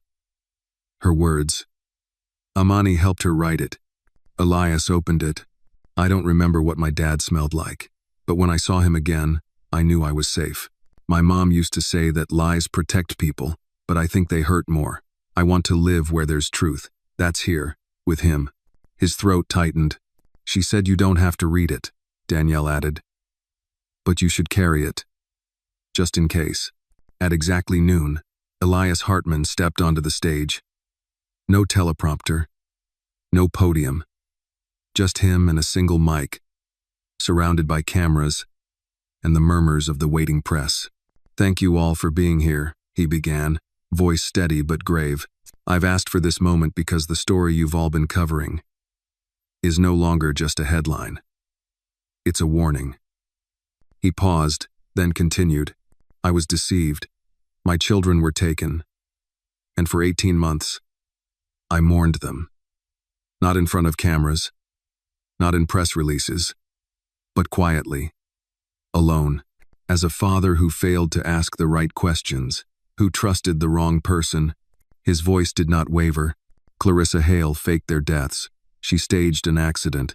She convinced a coroner, paid off a former investigator, and disappeared. And now, despite her arrest, someone else has continued her legacy of manipulation and intimidation. He pulled out the photograph that had been slipped under the gate, held it up. This was left at my home. This is what the people protecting her are willing to do. The crowd murmured. Clicks and flashes multiplied. Elias leaned forward, fire now in his voice. This ends now. No more shadows, no more whispers. I have placed full surveillance logs and evidence into the hands of federal investigators. And I will cooperate fully. Not as a victim, but as a father. And as a man who will protect his family no matter the cost. A pause. Then he reached into his breast pocket and unfolded Emma's letter. My daughter wrote this last night, he said, voice softening. She wanted you to hear it. He read it. Every word. The room fell into reverent silence. And when he looked up again, Elias wasn't just a father in mourning. He was a father in defiance. Back at the estate, Amani watched the conference live from the living room couch. Sophie leaned into her side, eyes wide. Emma sat cross-legged on the rug, holding her sister's hand. When Elias read the letter, Emma buried her face in her knees. Amani gently touched her back. He said it perfect. Emma nodded. I didn't think anyone would care what I wrote, she whispered. Oh, sweetheart, Amani replied, voice full of quiet certainty. You just gave every little girl out there a reason to believe their voice matters. That evening, Knight returned with news. They found Leach. Elias stood. Where? An apartment in Indianapolis. Burned files, but one thing survived. A photo album, full of Clarissa's letters. Love letters. Danielle raised a brow. To him? No, to Elias. She handed over the file. Inside were photocopies of handwritten pages in Clarissa's elegant script pages that made one thing chillingly clear. She never stopped believing you'd forgive her, Knight said. She wasn't just hiding. She thought, in the end, you'd understand. Elias closed the folder slowly. She mistook silence for love. Knight added, "There's more." Leach's laptop had a contact list. Most names were fake, but one number traced back to a burner. Used last week, near your estate. Same night the locket was left? Elias asked. Knight nodded. We're close, Elias. This is cracking. Danielle leaned over. We go public with this next? Elias thought for a long moment, staring at the fire dancing low in the study hearth. No, he said, not yet. Why? Because the person doing this doesn't want attention. They want control. If we expose them too early, they'll vanish. Knight crossed his arms. So what's the play? We make them think they've won, Elias said quietly. We set the trap. We let them inside again. Danielle looked up. And if they take the bait? Elias stared out the window where the garden swayed under moonlight. Then we finish it, once and for all. 3 nights later, the house was almost too quiet. The kind of quiet that hummed with false calm. The kind you heard before the wind slammed a door shut. Elias Hartman stood in his study, lights dimmed, curtains open just enough for him to watch the tree line at the far edge of the estate. The moon hung low over the property, casting long silver shadows across the grass. Every entry point had been checked, reinforced, baited. The girls were sleeping soundly upstairs.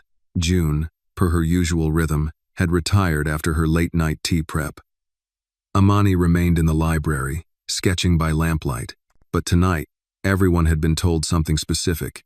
Keep to your rooms, lock the doors, don't open them for anyone but me or Knight. The trap was set. Knight and 2 agents from his private security firm were stationed in the north wing. Danielle watched the camera feeds in the panic room. Elias stayed in the open on purpose. If they were being hunted, the hunter needed to think his prey was vulnerable. At 1:47 a.m., the motion alert blinked. East Gate. A flash of movement. Knight's voice came through the earpiece. Target entering the garden perimeter. 1 person. Hooded. Elias didn't move. Do not engage, Knight warned. But Elias already knew who it was. He stepped out into the hallway and made his way toward the rear of the house. Past the portrait wall. Past the antique grandfather clock that hadn't chimed since Clarissa left. He paused at the double doors that opened onto the back patio. There was a rustle, then a shadow, then the figure emerged, slender, hooded. But something about the way they moved cautious, too deliberate, gave them away. Elias opened the doors. Come to leave me another message? He said aloud. The figure froze. Knight's voice hissed in his ear. Elias, what are you doing? But Elias ignored it. I know you've been watching, he said, stepping down onto the stone path, leaving me breadcrumbs, photos, threats. But this isn't about the girls, is it? Not really. The figure turned slowly. A woman, not Clarissa, but familiar. The hood fell away. It was Margot Vell, Clarissa's half-sister, estranged, quiet, forgotten. The kind of person who disappeared into the edges of every room. The one who had once held Emma at her baptism. The one who had written to Elias only once after Clarissa's arrest. A single, cryptic letter. There are debts you don't even know you owe. You, Elias breathed. She smiled. Did you really think Clarissa acted alone? Margot said softly. She may have lit the match, but I gave her the gasoline. Elias stepped back, but not far. Margot raised her hand, revealing a small pistol. Knight's voice roared in his ear. She's armed. Do not approach units moving in. But Elias didn't flinch. Why? He asked. Margot's voice cracked. Because you took everything from her. From us. You had the world. She had your name. And still, she was never enough for you. She broke trying to make you see her. And you never did. Oh, Elias's eyes stayed steady. She lied. She stole my daughters. She faked their deaths. She saved them from a life of being raised by a man who loves power more than people. Elias shook his head. You don't know me.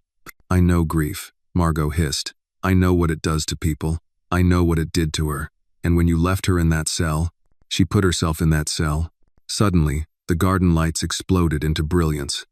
Knight and his team emerged from the hedges, weapons drawn. Drop it, Margot, Knight commanded. Margot tensed, then slowly, almost with dignity, lowered the pistol. Her expression never changed. You'll never be safe, she said, eyes boring into Elias. Because grief like hers never dies. It just passes on. Knight stepped forward and cuffed her. As she was led away, she turned back once, eyes glinting. She never stopped loving you. You know, that was the cruelest part. Nah. Elias stood frozen long after she disappeared into the dark with the agents. He didn't speak. He didn't move. Until Amani appeared at the edge of the patio, barefoot, wrapped in a blanket. I heard yelling, she said, voice low. It's over, he replied. Amani stepped closer. Is it? Elias looked toward the place where Margot had stood, where shadows still clung to the stone. No, he said finally, but the worst of it is, by morning, Margot Vell's arrest was national news.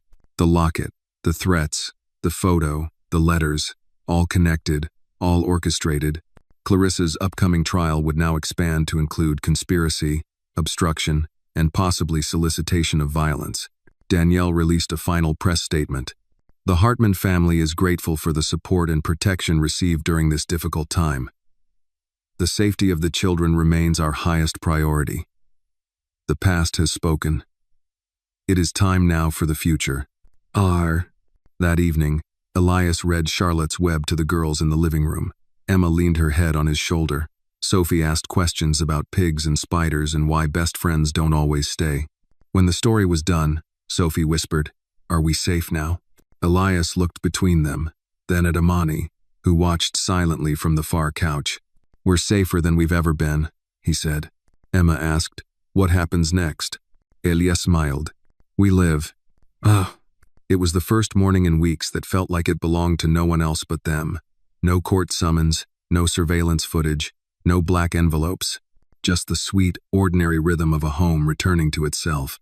Elias rose early not out of obligation, but habit, and brewed coffee the way he used to before the world fell apart. French press, bold roast, silence between each pour. He stood at the kitchen window, the pale orange sunrise painting the yard in strokes of honey and fire. The girls were still asleep. June was humming quietly as she unpacked a box of groceries. Amani padded in, wearing a hoodie that belonged to one of the girls, her curls tucked beneath a scarf. She looked more rested now, though the shadows under her eyes hadn't fully left.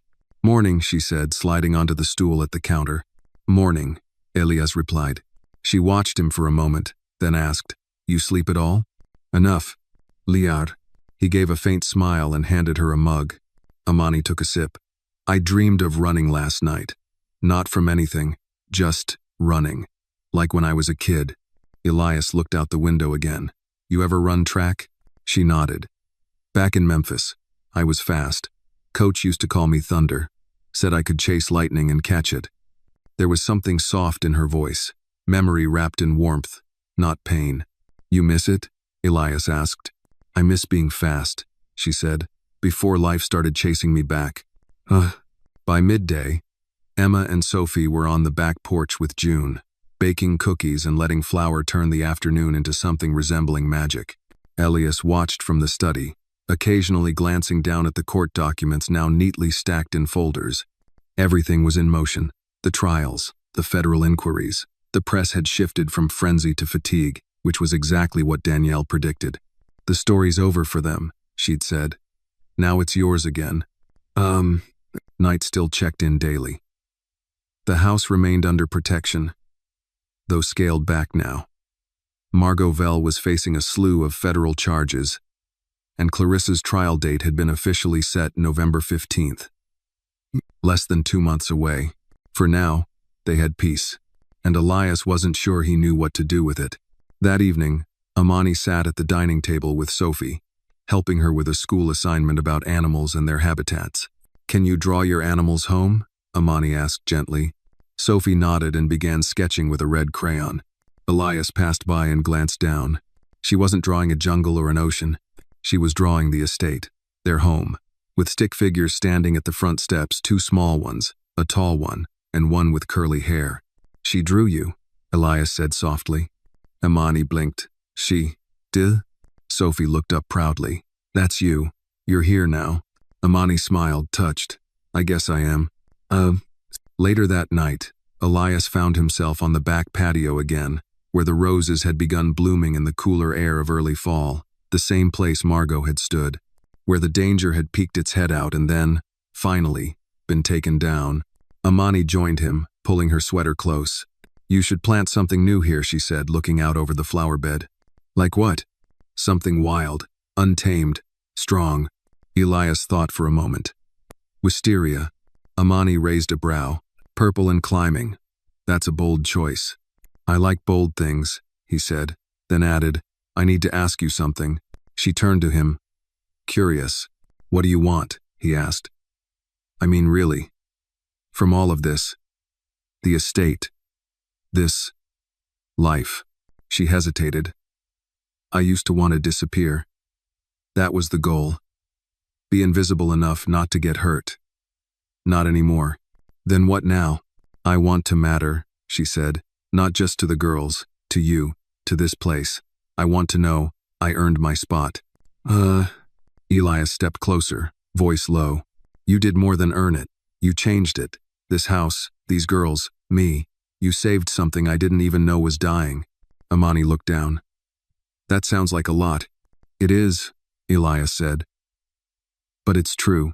She glanced up at him then, eyes searching his. Are you sure you're ready to live again? She asked. Elias didn't blink. I don't think I was ever fully alive before this. Mo. They stood in silence for a moment, the breeze curling between them like breath. Then Amani whispered, let's plant that wisteria. The next morning, Emma brought home a permission slip from school. A fall carnival was coming up. Hay rides, apple bobbing, costume contests. Will you come? She asked Elias, holding up the form. He looked at it, then at her. Wouldn't miss it. She beamed. Sophie added, Can Amani come too? Elias looked toward the kitchen, where Amani was wiping flour from the countertop. She goes where we go, he said. The girls nodded, satisfied. Upstairs, tucked inside Elias's nightstand, was a photo. It had arrived in a plain envelope the week before. No threats, no ink, just a picture. It was of him, years ago, standing beside Clarissa and the girls, back when they were babies. He kept it not out of nostalgia, but as a reminder, some chapters need to be closed to write better ones. And this one finally was theirs to write. Autumn settled over the city like a warm, familiar coat. The trees lining the neighborhood roads were ablaze in gold, rust, and crimson. The air was crisp, filled with the scent of distant bonfires, cinnamon, and the promise of something new. For the first time in a long time, the Hartman estate pulsed with something unfamiliar, anticipation. It was carnival day. Emma had woken at sunrise, dragging Sophie out of bed, her costume already laid out, a ladybug with glittery wings. Sophie had chosen to be a bluebird, feathers and all. Amani helped with the face paint, carefully dabbing blush and color while June packed a lunch cooler with snacks for the car ride. Elias stood near the staircase, watching the joyful chaos unfold. He hadn't seen this much excitement in his daughters since before everything. Danielle had offered to arrange private security at the carnival, but Elias declined. This is for them, he said. I want them to feel normal. Knight still insisted on a discreet presence. 2 plainclothes agents would shadow the family from a distance just in case. After what they'd been through, even moments of peace deserved quiet guardianship. The carnival grounds were alive with energy. Rows of hay bales led toward brightly colored tents. Children ran past with painted faces, dragging their parents to pumpkin patches and petting zoos. Laughter cut through the air like music. As they walked through the gates, Emma gasped. Look, Daddy, upon a ride. Sophie tugged Amani's hand. I want to see the magician. Okay, Amani laughed, but only if he pulls a rabbit out of a hat. They split up, Elias taking Emma toward the stables while Amani and June escorted Sophie to the magic tent. For a brief golden hour, the world forgot who they were. No cameras, no whispers, just a father and his daughters, surrounded by pumpkins and joy. Elias lifted Emma onto the pony, steadying her with practiced ease. "You're not scared?" he asked. Emma grinned. "Nope, I'm brave now," he smiled. "Yes, you are." Across the way, Amani stood beside Sophie as the magician flourished his cape and revealed a dove from thin air. Sophie gasped, eyes wide with wonder. Amani watched her, heart full. "She's healing," June whispered beside her. "So are you." Amani nodded. "It's slow, but it's real." Later, as the sun dipped low and the carnival lights flickered on, they all reunited near the hayride station. Elias carried Sophie on his shoulders, and Emma clung to Amani's hand, sticky with caramel apple. The wagon ride was slow and peaceful, winding through the edge of the woods with lanterns guiding the path. The girls giggled under wool blankets, snuggled between Elias and Amani. For the first time, they were not just surviving. They were living. Back home, Emma placed a blue ribbon won in the costume contest on the family bulletin board. "I want this to stay up forever," she declared. "Forever's a long time," Elias said with a smile. "I know," she replied. "That's why it matters." Amani and June exchanged glances, touched by her depth. Later that night, after the girls had gone to bed, Elias found Amani sitting on the back patio, sipping tea under the string lights he'd finally reinstalled. "Nice night," she said. He sat beside her, best one in a long time. She looked at him, eyes soft. "You did good today." "You too." A pause.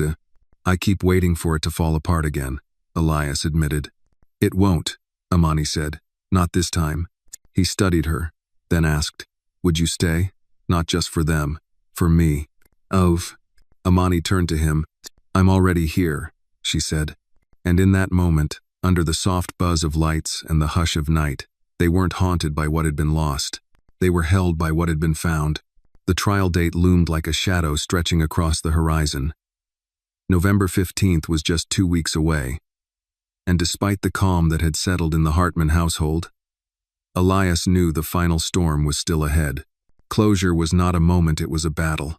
And it had to be fought in a courtroom, in front of strangers, with truth laid bare.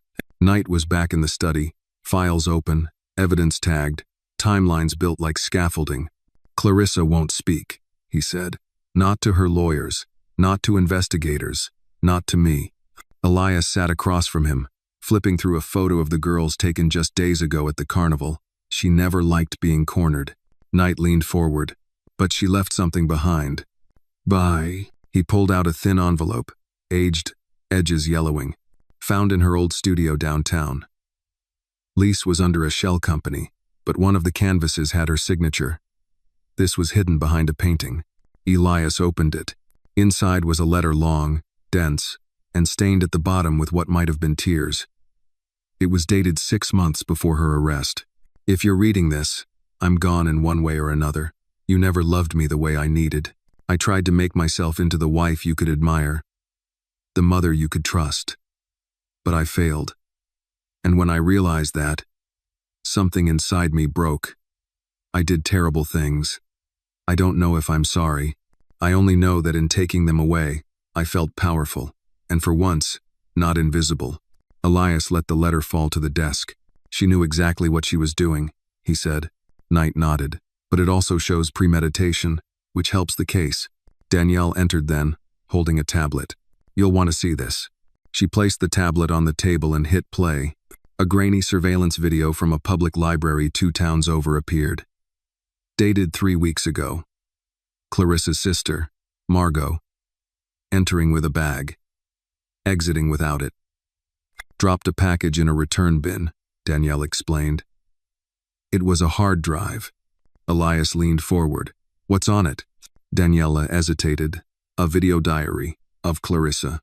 She tapped again. The screen filled with Clarissa's face, pale, eyes tired, lips thin and pressed. "If this ever gets out, I want them to know this wasn't about money or revenge. I wanted Elias to suffer the way I suffered. I wanted the girls to know that safety is a lie, that love is conditional, that you can be loved one moment and forgotten the next. That's what I learned. That's what I taught them." The screen went dark. Elias said nothing for a long time. Then quietly, "Play it again." That night, Amani found Elias in the garden. He was digging not frantically, but with purpose. A small spade in hand, soil under his nails. "I thought we said we'd plant the wisteria together," she said, approaching. He looked up, eyes soft. "I couldn't sleep." She knelt beside him. "Then let's plant it now." They worked in silence, hands moving through earth. When the root was placed and the soil packed, Elias looked at her. "Do you believe some people are just broken?" Amani wiped her hands on her jeans. "No, I think some people break and decide to stay that way. Others don't." He nodded slowly. "Clarissa chose." "She did," Amani said. "But you didn't. And neither did the girls." They sat in silence, the moonlight casting silver along the curve of the petals. 2 days later, Elias and Danielle met with the prosecution. "We want the girls' testimony excluded," Elias insisted. The prosecutor nodded. "It's not necessary. The confession, the video, the letters, it's enough." "What about the sentencing?" Danielle asked. "You'll push for maximum?" "Absolutely. We'll recommend life without parole." Elias closed his eyes. "Then I'll testify." "You don't have to." "I do," he said firmly. "Not for her, for me." Back home, Amani found Sophie drawing again, this time a picture of their family under a purple tree. "Is that the wisteria?" she asked. Sophie nodded. "It's our protector." Amani smiled. "It really is." Emma approached, holding a paper. "It's a poem," she said. "For Daddy." "For the trial." Amani took it gently, reading the uneven lines written in crayon. "You went through the fire, but you didn't burn. You carried us.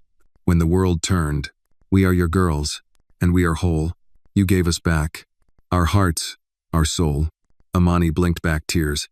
He's going to need this. That evening, Elias stood in his bedroom, watching the wind sway the tree line. This time, there were no shadows, no watchers, only a single blossom on the wisteria, small but certain, climbing toward the stars.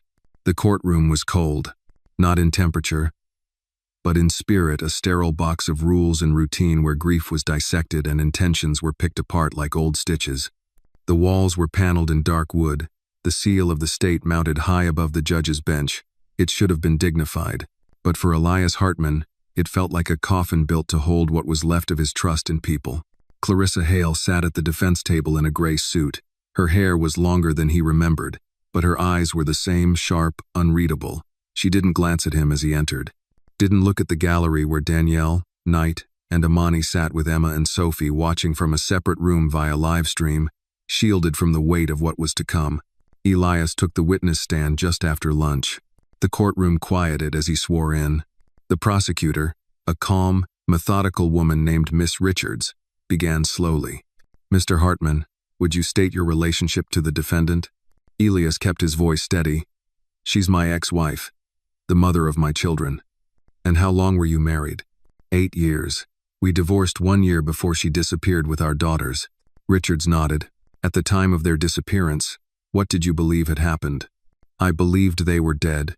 The courtroom held its breath. Richards continued. "How were you notified?" "A car accident," Elias said. "It was staged. A rental car burned. Bodies charred beyond recognition. I was told DNA confirmed. They were my daughters." "Were you present when the bodies were identified?" "No. I was told it was too difficult. Too gruesome." There was a pause as Richards let the words hang in the air. "When did you begin to suspect that wasn't true?" Elias's voice dipped low. "I didn't. Not at first. Not until a woman named Amani told me years later that she had seen them. Alive." "Did you believe her?" He looked over at Amani. "Not at first. But I listened." The defense attorney objected hearsay but was overruled. Richards continued, now more direct. "Mr. Hartman, what did discovering the truth do to you?" Elias hesitated. "Then, it broke something. Not just in me. In my daughters. In our name. For months, I was mourning a lie, and my daughters were learning that the person they trusted most had faked their deaths and hidden them away. It changed who they were. It changed who I am." The courtroom stayed silent. Richards walked slowly back to her table. No further questions. The judge turned to the defense. Cross, Clarissa's attorney stood. Mr. Hartman, would you describe yourself as a controlling man? Danielle tensed in the gallery. No, Elias said flatly. Were there disagreements between you and the defendant about parenting? There were differences. That's not unusual in a marriage. But you insisted on full custody when the marriage ended. I did. For their safety. Why not shared custody? Elias leaned forward slightly, because she was unstable, and I ignored the signs for too long. The attorney nodded. So you admit you didn't recognize those signs during the marriage? I admit I believed love would fix what therapy didn't. There were murmurs from the audience. The judge banged the gavel once. No further questions, the attorney said, returning to his seat. Elias stepped down, and as he passed Clarissa, she finally looked at him. No apology. No remorse. Just eyes filled with something cold and distant. Something like regret but aimed at herself. Not him. Outside, Amani met Elias by the courthouse steps. The sky was gray, and a light mist had started to fall. You did good, she said softly. I didn't say everything I wanted to. You said what mattered. He looked out over the city, the courthouse dome rising behind them. She's going to prison, but it still doesn't feel like it's over. Maybe it's not supposed to, Amani said. Maybe some things don't end. They just lose power over you. He nodded slowly, absorbing that. Then Amani handed him a small folded piece of paper. It's from Emma. She said you needed it more today than she did. Elias unfolded it. A stick figure drawing. A tall man. 2 girls holding his hands, and a tree blooming purple in the background. Beneath it, in uneven print, we still choose you. That evening, back at the estate, Emma and Sophie ran out to greet him in the driveway. They didn't ask about court. They didn't need to. Amani stood on the porch, arms crossed but smiling. June beside her holding a cup of hot cider. The wind rustled the wisteria vines along the trellis, now taller, stronger, reaching further.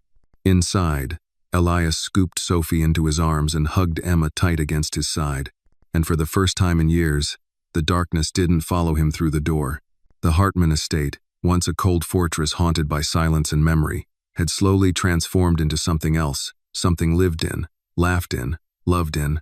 The rooms echoed with the patter of small feet, the crackle of old records, the clink of dishes being dried by hand. It was a home now, not just a house. Autumn mellowed into early winter. The wind no longer stung. It carried a kind of stillness, a settling. The trial was over. Clarissa had been sentenced to life without parole. Margot, too.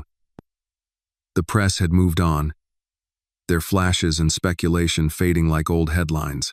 Elias stood in the garden beneath the now blooming wisteria, purple blossoms twirling in the breeze.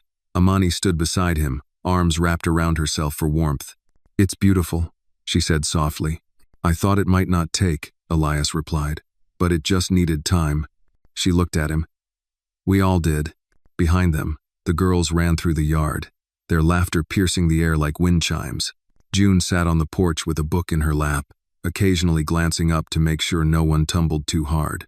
You ever think this would happen? Amani asked. Back when you were living alone in this big house, drinking whiskey for breakfast? Elias chuckled. No, I thought the best parts of my life had already passed. I didn't see this coming. A pause. And I didn't see you coming. Amani smiled. That's what happens when you stop looking behind you. He turned toward her, brushing a strand of hair from her cheek. You know, he said quietly, this isn't just survival anymore. This is life. And I want to live it with you. She met his gaze, calm and unwavering. I already am. Weeks passed. Elias started painting again. Not to forget. Not to cope. But to feel. One of his first new canvases was of the river, the one near the cemetery where he first saw Amani. It wasn't grand or symbolic, just still water, soft light, and a figure sitting near the reeds, legs curled beneath her. Danielle had suggested submitting it to a gallery. He declined. It's not for display, he said. It's for remembering. One morning, Amani took the girls for a walk by the river. Emma pointed to a pair of ducks and named them after Elias and Amani. Sophie picked a flower and tucked it behind her sister's ear. As they walked, Emma asked, what was Mommy like before she got sick? Amani crouched beside her, brushing mud from her shoes. She was complicated, Amani said. She loved you. But sometimes people get lost in their own pain, and when they can't find a way out, they make choices that hurt others. Emma nodded, small but understanding more than her age would suggest. Will I make bad choices too? Amani kissed her forehead. We all do, sweetheart, but the people who love you will help you make them right. That night, as the fire crackled in the hearth, Elias read the girls to sleep while Amani folded laundry nearby. He finished the last page of the book, tucked the blankets around them, and lingered as their breathing slowed. Outside the room, he found Amani waiting. I'm thinking of selling the lake house, he said. Too many ghosts. Then build a new one, she replied. Somewhere bright, near the girls' school, with a porch swing. He smiled. And a rose garden? She teased. Only if I don't have to weed it. Elias paused. You ever miss Memphis? She shrugged. Sometimes, but I think this is home now. He nodded, then leaned down and kissed her, slow and full of every quiet word he hadn't said over the last year. They didn't need a ceremony or a title. They were already family. Spring came early. The wisteria bloomed deeper, brighter. Elias hung a wind chime near the tree, metal and wood, tuned to a soft major key. When the wind blew, it sang. Amani planted new flowers with the girls, who named each bloom. They chose names like Hope and Strong and Second Chance. One day, as Elias stood watching them, Emma ran up to him, dirt on her cheeks, hair wild. Daddy, she whispered, pulling him down to her level. I had a dream last night. Yeah? She nodded seriously. You were flying. He smiled. Where was I going? She thought for a moment. You weren't going anywhere. You were just free. Elias looked out at the yard, the family, the life he never thought he'd have again. And then he looked up.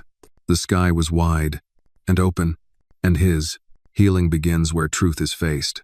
It teaches us that even after betrayal, grief, and deep emotional wounds, love can still take root again slowly, quietly, and powerfully. It reminds us that family is not just who we are born to, but who chooses to stay and grow with us through the storms. Forgiveness may not always mean forgetting, but it allows for rebuilding. And in that rebuilding, we find the strength to live, not just survive.